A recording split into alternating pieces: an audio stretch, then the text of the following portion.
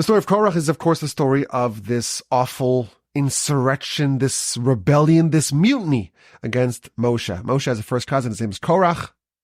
Their fathers are brothers. Moshe's father is Amram. Moshe and Miriam and Aaron, their father is Amram. Korach's father is Yitzhar, and Amram and Yitzhar are brothers. And Korach is disappointed. He is dejected. He has a gripe. He has a bone to pick with Moshe. You see, Moshe is the king. He is the leader of the Jews. Aaron, he's the high priest. So these two cousins, they have a lot of glory and prestige amongst the nation. And then there was another post. The post that Korach felt really was his. That's the head of the family of Kehas. Kehas is Amram and Yitzhar's father. So Kehas is Moshe and Korach's grandfather. And the head of the family went to another cousin, Elitzaphan ben Uziel. Uziel is a third brother, son of Kehas. And Korach was miffed. He was disappointed. He was dejected. And he was mad. He was piping mad. And he launches this rebellion, this insurrection against Moshe. And he gathers with him some co-conspirators, 250 unnamed heads of the Jewish people. And the two rabble-rousers, Dasan and Avir, and Dathan and Abiram, and a gentleman by the name of On ben Peles. And they begin lobbying the people against Moshe, against Aaron. Are you better? Are you special? Why do you lord over us? Are you supreme over us? You're taking all the goodies for yourself. Moshe, you're not legitimate. We're all holy. You're no special. And he begins this battle against Moshe. And the story of this conflict and the aftermath and how this rebellion was squelched, that's the bulk of our Parsha. Korach, he lobbies the nation and he presents a different perspective, an alternative view. Moshe, he's not legitimate. Aaron, he's not legitimate. I should be the high priest. Maybe everyone should be the high priest. Why are they better? Why are we inadequate? God spoke to all of us. The entire nation is holy. Now, it is interesting, just to get us started here, Korach, he has a bone to pick. He has a claim against Moshe and Aaron, but he actually does not seek out, he does not target Moshe's position. He wants only Aaron's position. So isn't it interesting? He doesn't go for the top role, the role of the king, the role that Moshe has. He seems to accept that, but he says, I should be the high priest instead of Aaron, and then they have the duke-off, as we shall see. So the commentaries tell something very interesting, just as a warm-up for this week's Parsha podcast. They tell us that Moshe's position, that he's the king, that is a position that they didn't really want. That was responsibility. That's real responsibility. They viewed Moshe's position as being one, a necessary position, a serious position to make the tough decisions. And Aaron's position, that was much more enticing to them. To be the high priest, to go into the Holy of Holies, to have that grandeur, that's what they wanted. They didn't want the responsibility. It's almost like there are certain jobs that are very appealing, and there are other jobs that are maybe even more prestigious, but they entail a lot of work. There's a lot of work, a lot of responsibility. People don't want the responsibility. They want the glamour. Aaron's position they viewed as being glamorous. Moshe's position, his role, that was one of a lot of responsibility that they did not want. They set their targets against Aaron's position. And Moshe, of course, we know the story. He tries to bring them back and tell them, well, you're Levites, you have a lot going for you. Don't do this. If you do this, he threatens that you're going to end up in a very poor place. We're going to have a shootout, a standoff. Everyone brings ketores. Everyone brings incense. And we know that will end very poorly for the one who's not legit. God will decide who is holy. And indeed, the 250 elders that joined the Korach rebellion, they bring the ketores and they die. And we know the story what happens to Korach and his family and the other conspirators, Dasan and Aviram, they are swallowed up by a sinkhole that opens up its mouth and consumes and engulfs Korach and his rebellion. And then there is some follow-up that happens, as we shall see. And we know the story, of course, of On ben Pelas. He was part of the original group of collaborators with Korach and his rebellion. But ultimately, he did not die. He did not suffer the fate of Korach and the other people. His wife saved him. His wife told him, hey, On, you're joining the Korach rebellion. Maybe you think there's some legitimacy to what he has to say. But right now, you're a nobody because Moshe's in charge. Moshe and Aaron are in charge. And suppose Korach is right. You're still a nobody. What's in it for you? Just opt out. He opts out of this dispute. And we're told that his wife gave him to drink. He told his wife, well, how can I opt out? I told him I'll join the rebellion. I told him I'll be there the next day and I'll bring the ketoras, I'll bring the incense. He says to him, listen, you just drink a bit more than you're accustomed to, get a little drunk, go to sleep, and I'll make sure that no one comes in and pulls you out of your stupor. And she reveals herself. She's a bit immodest. She uncovers her hair. And when the people come in to wake up On to join the rebellion, they see her at the entrance and then they quickly bolt. And by the time he wakes up, they're all dead and the rebellion has been quashed. That's the story of our Parsha, the story of this rebellion. Now, I want to kind of study the way and the manner by which Korach's rebellion was quelled. You see, something very dramatic happened. Moshe made an announcement to the whole nation. And he says, these people are going to die because they're not challenging me. They're challenging God. I did nothing on my own. Everything I did was because the Almighty directed me to do it. And therefore, their challenge is not against me, it's against the Almighty. And therefore, they'll die in a very memorable and dramatic fashion. And if they die in a normal way, in an ordinary way, if they die of old age or of heart disease, or if they get cancer, God forbid, or they have an ordinary accident, bungee jumping, skiing into a tree, falling off their horse or their donkey. If something that you've heard of happens to them, well, then you know I'm not legit. But if the Almighty creates something which never happened before, and they die in a completely unique way, and the mouth of the earth opens, and it snatches them, and it closes up, and they get consumed into the underworld, then you know that the Almighty indeed spoke to me. And everything that I'm doing, and everything that I'm saying, and all my posts that I'm assigning, they're all divinely ordained. And indeed, Moshe finishes speaking, the mouth opens, it swallows up Korach and all his people, Dasan and Aviram, they get swallowed. On is spared, of course, his wife saved him. And then right afterwards, the 250 collaborators are engulfed in a fire.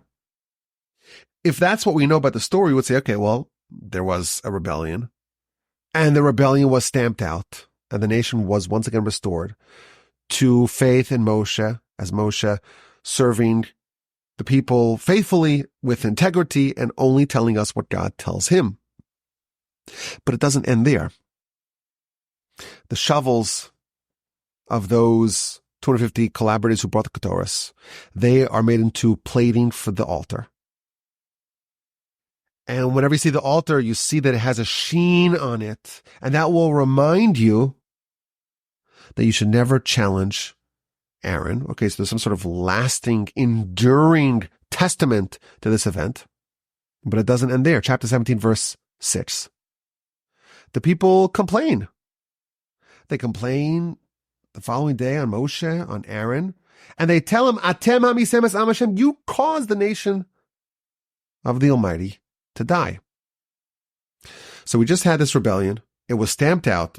And Moshe pulls out these miracles. There's no one who could possibly challenge the legitimacy of Moshe, you would think. The next morning, they accuse Moshe and Aaron. You killed the nation of Hashem. And they gather up and they gang up against Moshe. Chapter 17, verse 7. Bihi koel ha'ida al Moshe val Aaron. They are seemingly roused up to go attack Moshe. Of course, the truth is, Moshe and Aaron didn't do any of this.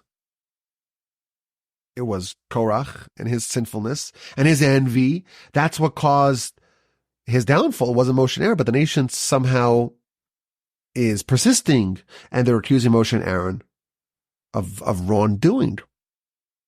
And before we know it, there's a plague. There's a plague that's beginning to sweep through the nation. And Moshe tells Aaron, go stop the plague. And Aaron goes out with the ketores of the incense, and he halts the plague. And he stands between the living and the dying. And the ketores, the incense that caused the 250 people to die, now it's causing life. No one should claim that ketores causes death. It's only sin that causes death. So this is like the epilogue of the story, the reverberation of the story. We have the rebellion, and the rebellion's over. And Korach's been swallowed up, and the 250 collaborators, they've been engulfed in the fire. But then we have this reverberation. The next day, there's the complaining. And it doesn't quite end there. They die, or lots of people die in the plague. And then it seems like we still have to stamp this rebellion out. God tells Moshe, we have to once again reinforce the supremacy of Aaron. Tell every tribe, every head of the tribe, to write their name on a staff. And you place it in the tent of meeting, in the tabernacle. And every tribe, their leader, takes a staff and puts it in the tabernacle. And Aaron, he represents the tribe of Levi. And the next morning, they pull it out. And look, Aaron's staff, it bloomed. God selected Aaron and the tribe of Levi. And the nation is presented this evidence, further evidence to the supremacy of Aaron and the Levites. And this is such a striking, dramatic testament. This is placed for posterity alongside the Ark of the Covenant. And the verse continues, chapter 17, verse 27. The people are still complaining.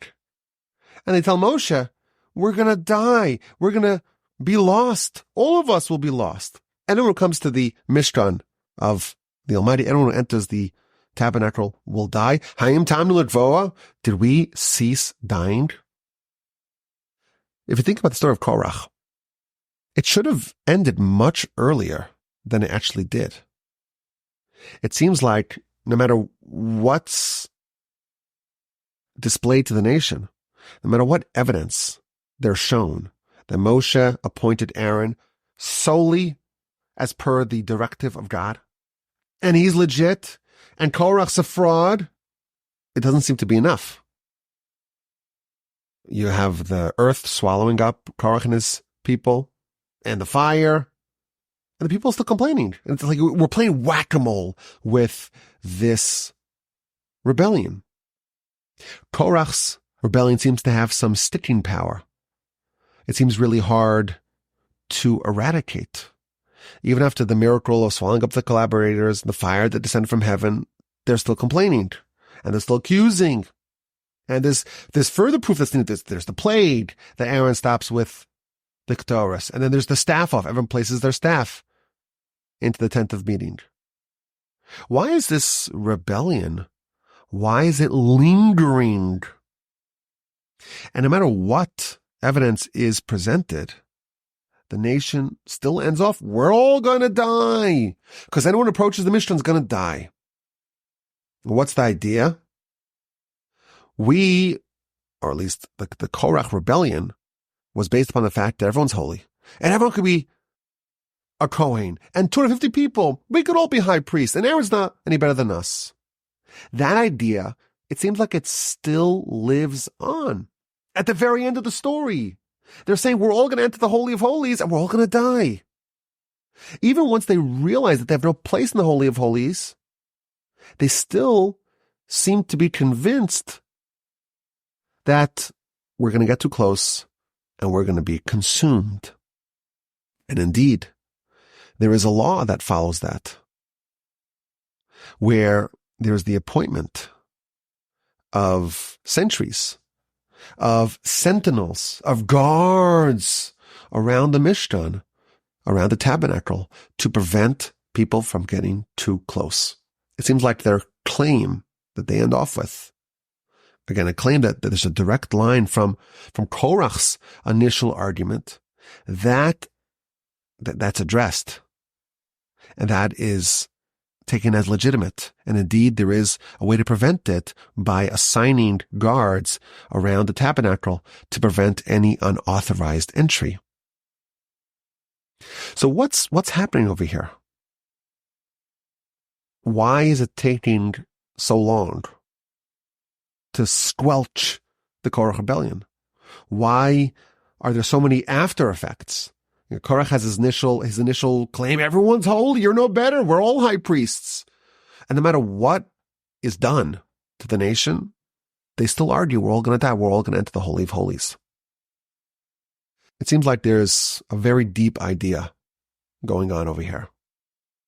Korach really struck a chord with the nation. What does he say? What's his argument? What's the foundation of his argument? Kol ha'edah kulam kadoshim, the entire nation, they are all holy, and God is amongst them. Korach is telling us the whole nation, everyone, is extraordinarily special. And that argument, that sentiment, really resonated with the nation. Each one of us, we're holy and we're capable of connection with the Almighty in an unlimited way. That's what Korach was saying. And the truth is, that's kind of what we were told before Sinai. Chapter 19 of Exodus, what were the terms of the arrangement of Sinai? The nation is told, if they accept the Torah, the entire nation will be a kingdom of priests and a holy nation. Mamleches Kohanim v'Goy Kadosh. So if it's a kingdom of priests, it means that the whole kingdom, everyone is a priest. Everyone's a priest. Everyone is extraordinarily special. So why does only Aaron enter the Holy of Holies?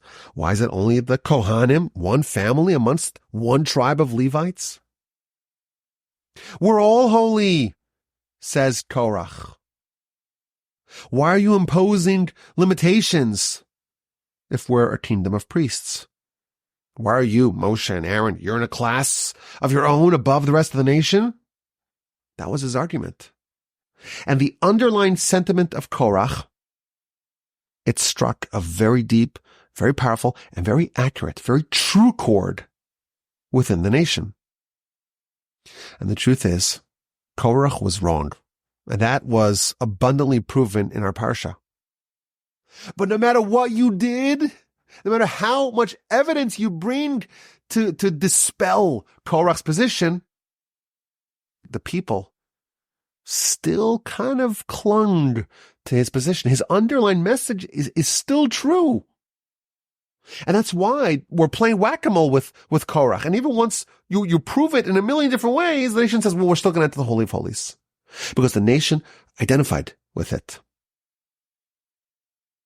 Our people, we got started at Sinai, and the terms were a kingdom of priests. Mamleches Kohanim. And Korach was effectively just raising that point. We're all holy. Why can't we all be high priests? Why can't we all be priests? And that sentiment lingered on and on. And indeed, at the very end of the story, the people are still believing to a certain extent that we are priests and we're going to enter the Holy of Holies even though we know we're going to die. So the final resolution to Korach's claim is to just build a fence. It's to put a defensive ring around the tabernacle. That's the solution, because his position and his argument endured. You recall perhaps when the Jewish people were initially offered the Torah. We've talked about this many times. The Torah was not given to us exclusively. Every nation was given the opportunity to accept the Torah. We are very familiar with that midrashic teaching. The Almighty went to the nation of Ishmael, offered them the Torah, and they said, well, what's in it? And God says, don't steal. And they said, how could we do that? This is our bread and butter. This is what we stand for. We're out. And God goes to the family of Esav. Would you like the Torah? Sure. What's in it? Give us the fine details. Give us the terms and conditions. Well, thou shalt not murder. Murder? We can't abstain from that. That's what we've been doing. This is our national pastime. We're out. And so it was with every nation. The Midrash tells us every nation was offered the Torah, and every nation asked the same question. Due diligence, right? What's included? What are the details of the Torah? And they might have revealed to each nation the part of the Torah that they just could not make peace with. And they said, okay, if that's the case, I'm out.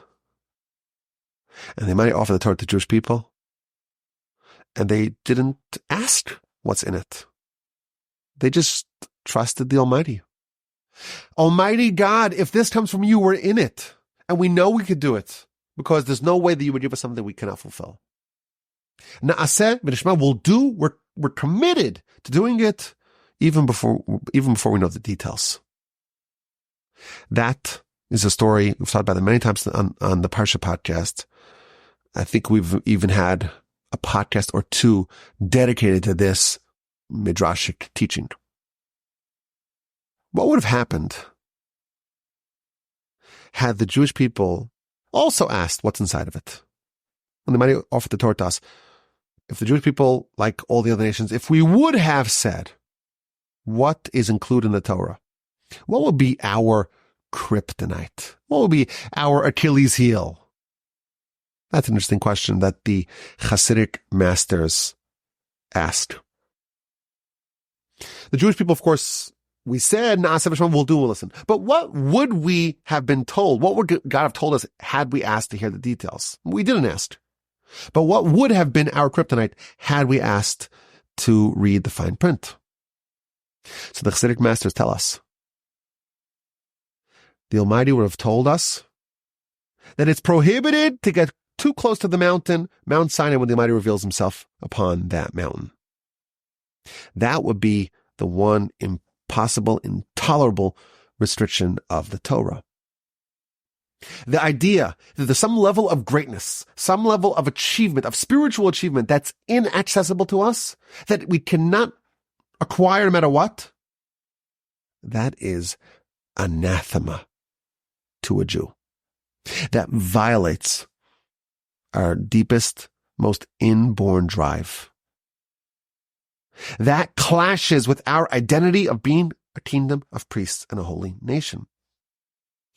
We come from Abraham. We have the Abrahamic gene pulsating, coursing within us. And to be told that you cannot go to the mountain, you cannot go into the Holy of Holies, there are levels of greatness, there are realms of excellence that are inaccessible to you, that is intolerable.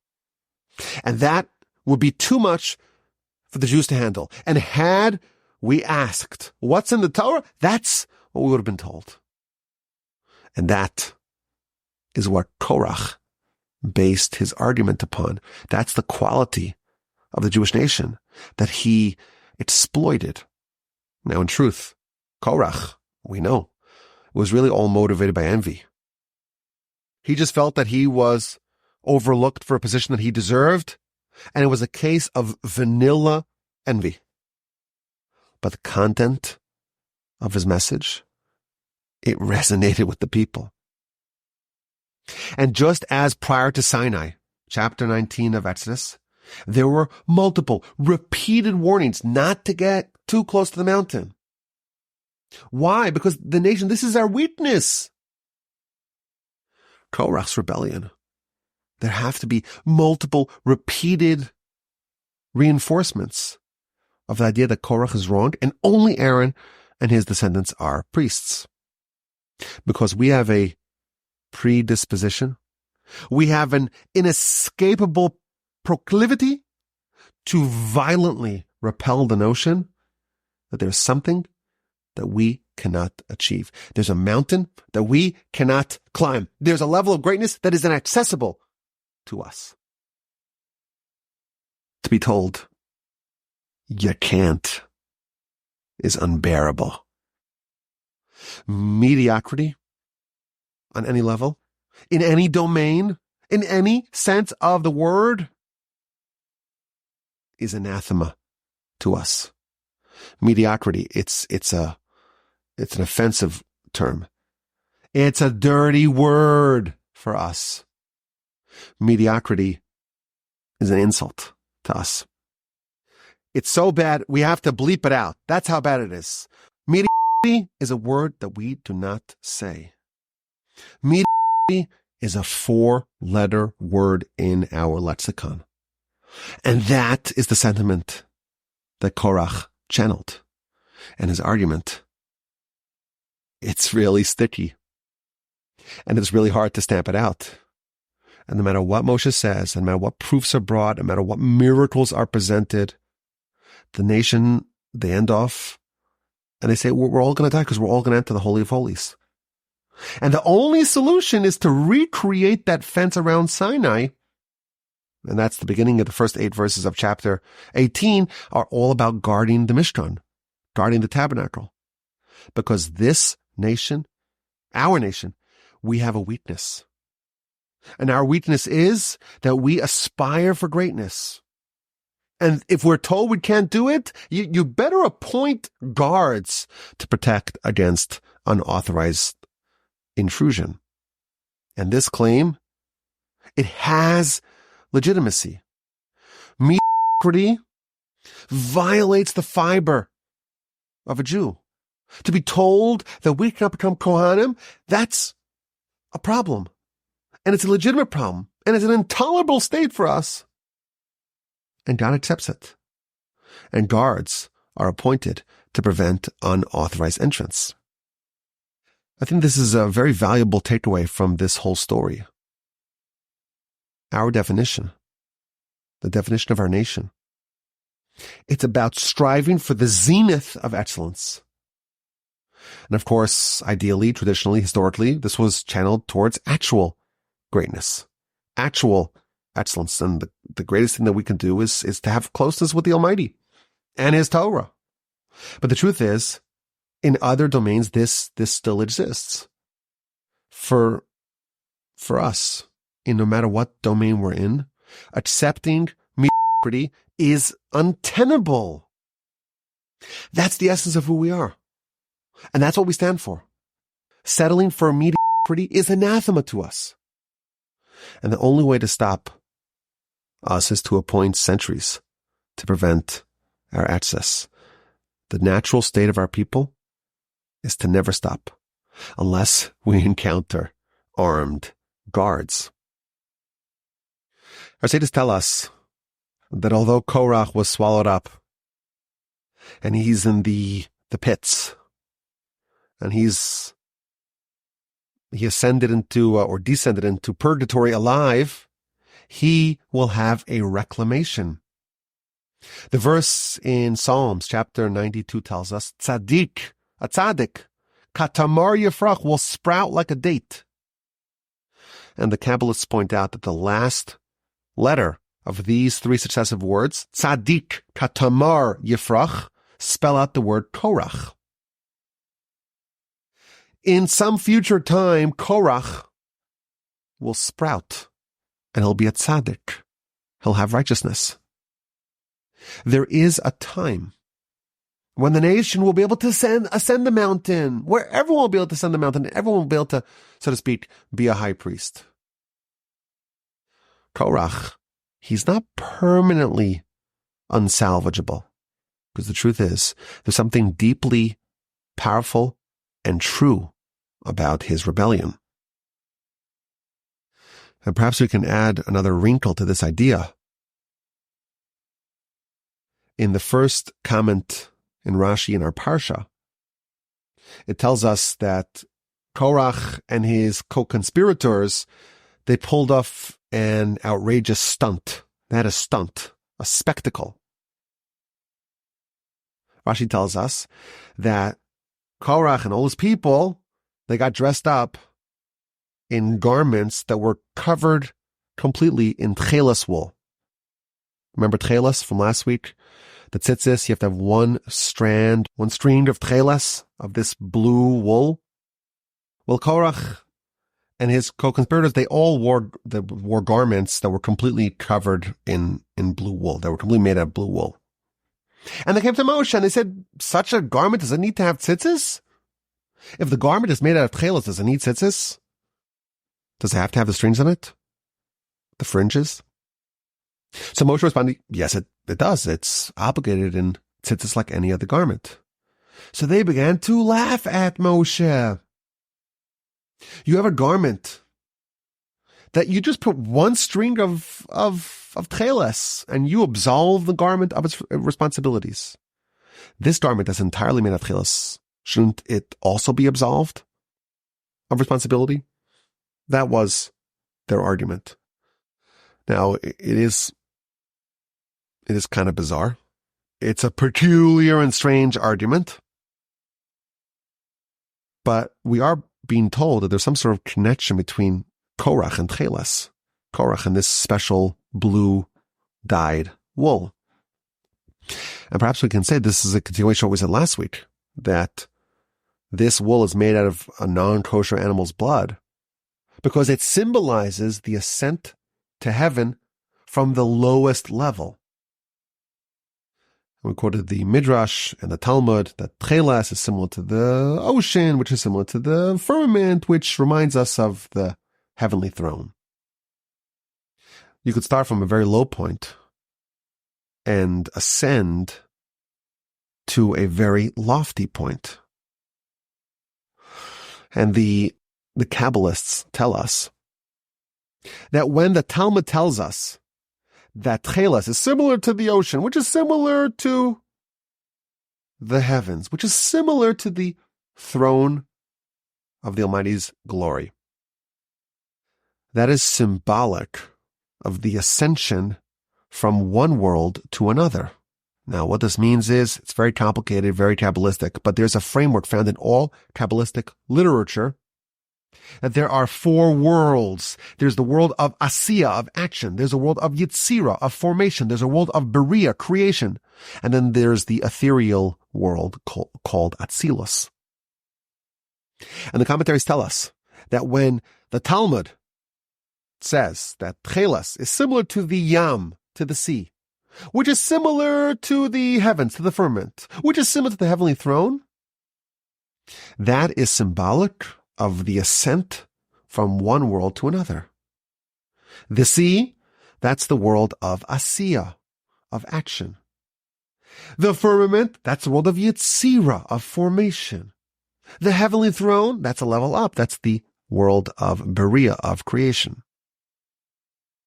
Now, our old friend Shmuley Botnick tells us, well, okay, if that is true, what does the tcheles stand for? Because the Talmud says tcheles is similar to the sea, which is similar to the firmament, which is similar to the heavenly throne. And if the sea is world number one, which is Asiya, and the heavens, the firmament, is world number two, which is Yetzira, and the heavenly throne is world number three, which is Beria, well, what is tcheles itself? It must be that tcheles, that's a world that's even lower than Asiya. That's the underworld.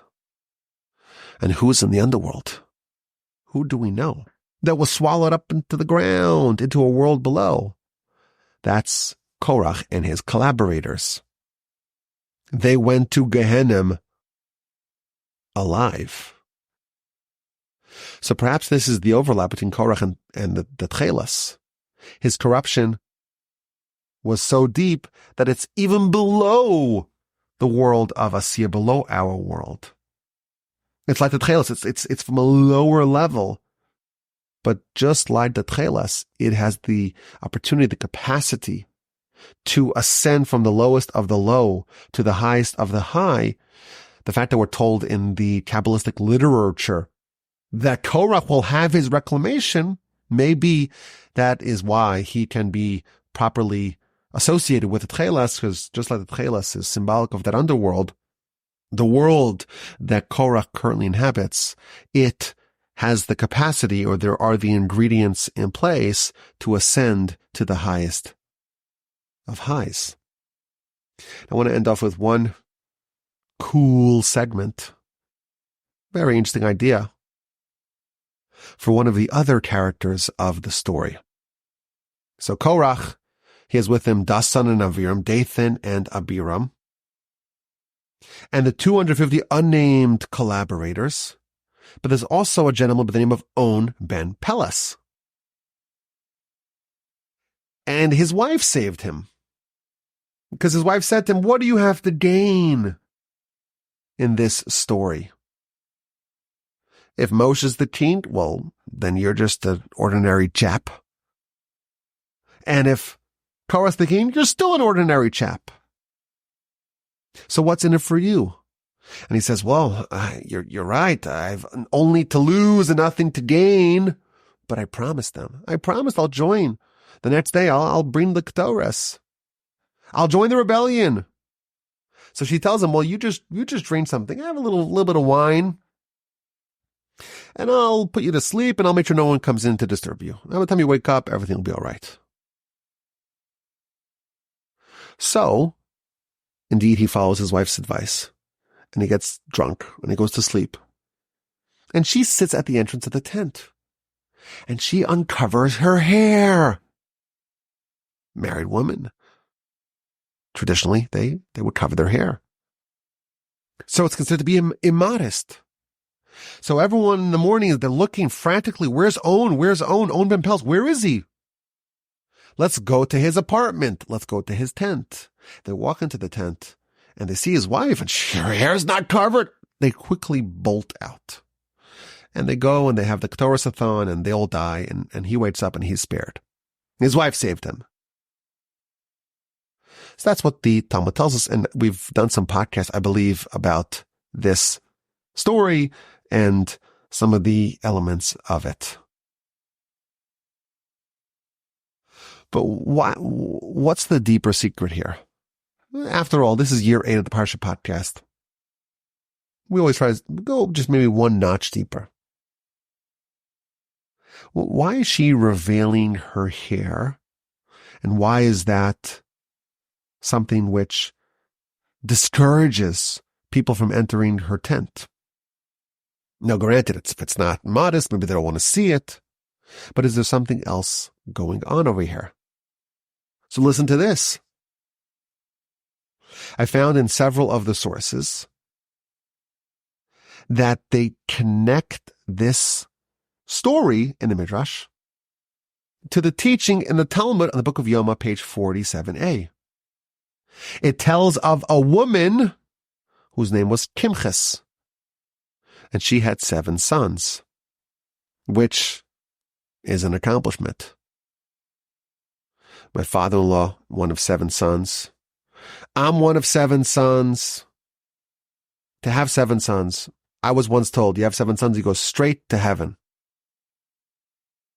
And then I Googled it, and I said, is there any source for this idea? You go straight to heaven.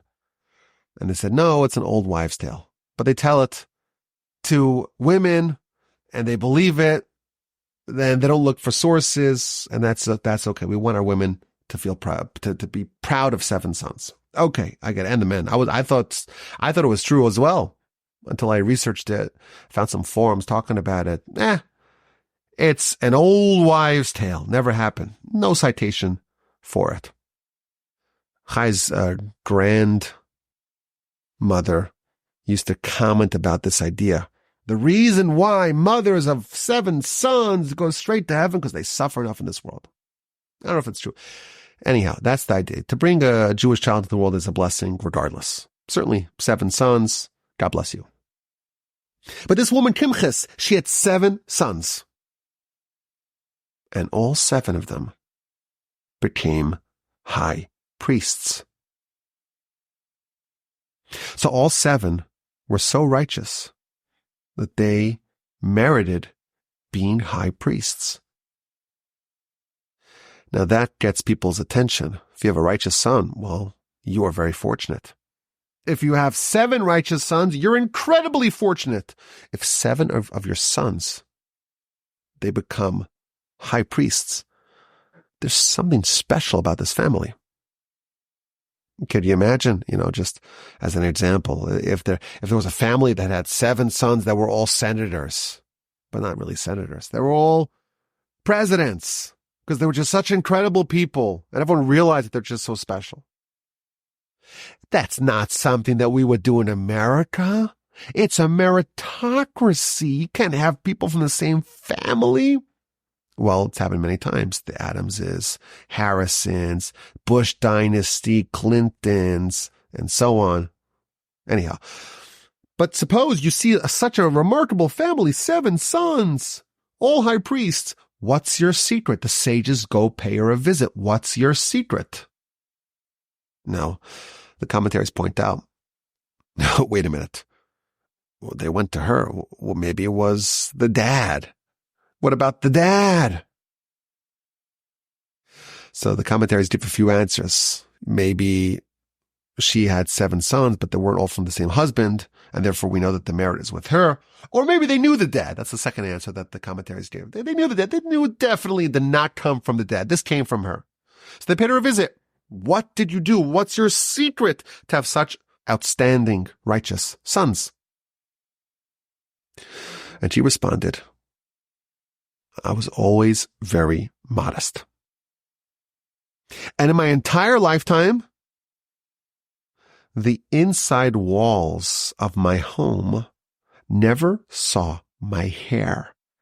I was so modest that even indoors, and even it's my hair, my goodness, it's not the the most private part, obviously, but even indoors, not a single strand of my hair was ever seen by the internal walls of my house. And the sages said, that's wonderful. That's very modest. But a lot of people are like you. And not a lot of people. You're the only one on record that had 7 sons that were high priests. Now, the commentaries elaborate and they say that this actually is the reason why she merited to have 7 sons who were high priests.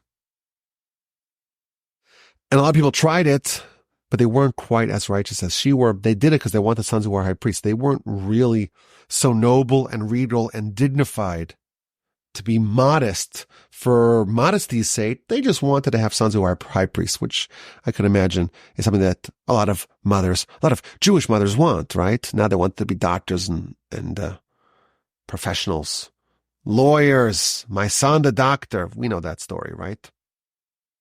Jewish mothers want their sons to accomplish great things. So lots of women wanted their sons to be high priests, and therefore they did the modesty for ulterior motives. She was just so modest. She was such a regal, noble, and dignified woman, and that's why she merited and others did not. Okay, that's what the Talmud tells us, the book of Yoma on page 47a.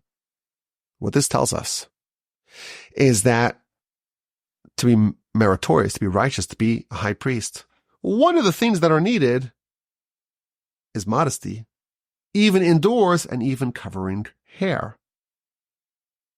And the commentaries tell us the men, they're looking for On. On is one of our people. He's going to be a high priest alongside us.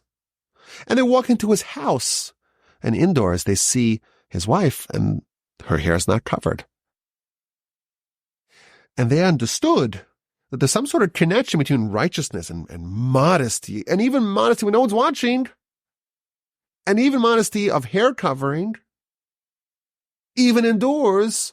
That is part of the ingredients that are needed to be a high priest. And once they saw his wife there, hair's uncovered. They bolted. On ben Pelas is not going to be a high priest. And they left him to be. So again, this is just an interesting connection between these two stories. We have a story in the Midrash about On ben Pelas and how his wife saved him. And specifically, she uncovered her hair indoors. And we find a Talmud about Kimches. Again, this is like 1,000 years later. But Kimches, and she attributes her merit in earning 7 sons who were high priests to her maintaining modesty indoors, covering her hair. It's not a coincidence. There's something about that. Now, what exactly it is, and why specifically a quality of modesty is associated with high priesthood, that's a different question. But there is like a deeper understanding and showing some sort of precedent for this notion. They wanted to be high priests. They wanted to ascend the mountain, and they thought that they were worthy of it. And they said, "Oh, you're not worthy of it." And indeed, it turns out they weren't worthy of it either. Why? Because Aaron was selected. And even though it doesn't make sense to us, and it violates our aspirational greatness that we all have baked within us, and it does trouble us when we're told that we cannot do it, nevertheless, we accept it. There's the copper plating on the altar. There is somewhere this staff of Aaron that bloomed and blossomed. We accept it. And even if we don't, there are armed guards to prevent us from getting too close. But I will say, in other areas of life, we are predisposed for greatness. And unless there are armed guards, and if we don't encounter armed guards, we must go further and never, never accept mediocrity. I thank you so much for listening to this podcast. It was a delight. We have a Parsha podcast. I thank you for listening. Send me an email, rabbiwolbe@gmail.com. Have a wonderful day, a splendid, fantastic week, and of course, an incredible, uplifting, inspiring, and productive Shabbos upcoming. And please God, with the help of the Almighty, we'll talk again next week.